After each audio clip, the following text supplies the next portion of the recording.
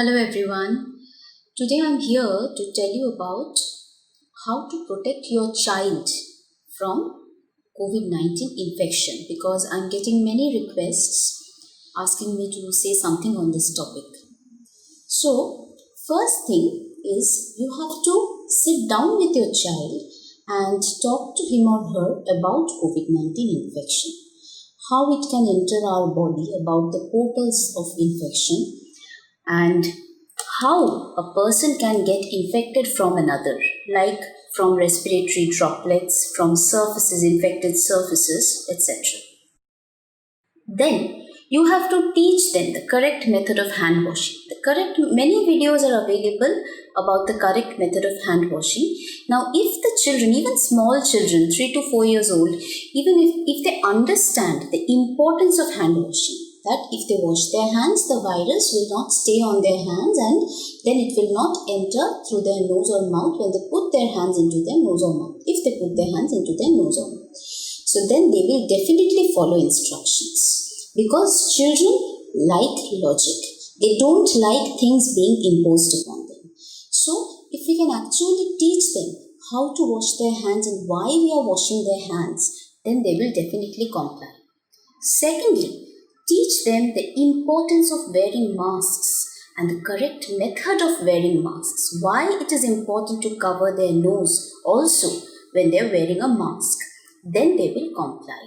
And please do not give a mask to a child who is less than 2 years of age. For children more than 2 years of age, yes, it is important to use a mask when the child goes out or is in a public place. Okay. Now, third is a very common question that is coming to me, whether to give the child vitamin D, vitamin C, zinc, etc. Now, it has been found that vitamin D, vitamin C and zinc, they can protect to some extent against other or different viral infections, not only COVID-19 but different other viral infections which cause respiratory illness. This protection does not mean that the child will not acquire the infection, but it means the duration of illness may be reduced, the severity of illness may be reduced, but remember, I'm using the words maybe. I'm not saying definitely yes, it will be. Okay.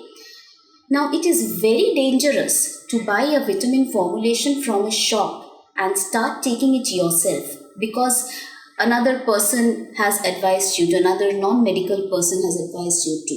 So, don't do it.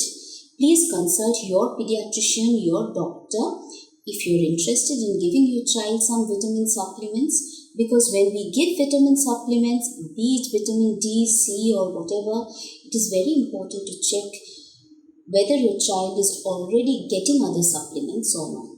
Otherwise, there will be overdosage that is going to harm your child. So, if you really want to protect your child, you seek your doctor's protection as to what supplements we can give them during this time.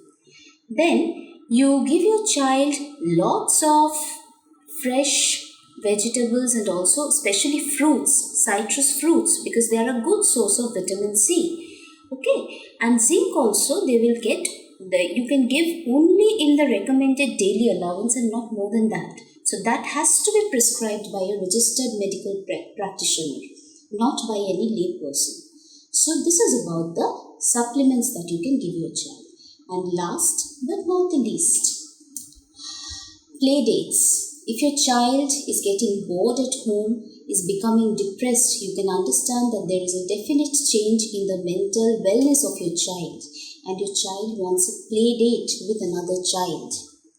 Try to fix up one companion for play date. It can be a cousin, it can be a friend, but it should be one companion and it should be a fixed companion. Every time that your child is going to play with that particular child only and not with many children, many different children. No. And you have to ensure that this child who is coming to your place for a play date, their family is also taking all the precautionary measures for protecting themselves against the viral infection that is going on right now. And third, when the children are playing, it is mandatory to maintain a 6 feet distance between the two children. So if you can actually ensure these, then you can allow your child for a play date with one fixed playmate.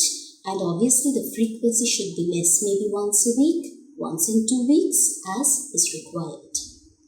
So this is all that we can do right now for protecting our children. And remember, above all, protecting your children means protecting yourself. So wear your mask properly, and in public, avoid public places as much as possible. And if it is absolutely necessary to go, maintain a distance of 6 feet. If you have come in contact with a COVID-19 patient, stay in isolation. So these things are definitely going to help you to protect your child during this pandemic. Thank you.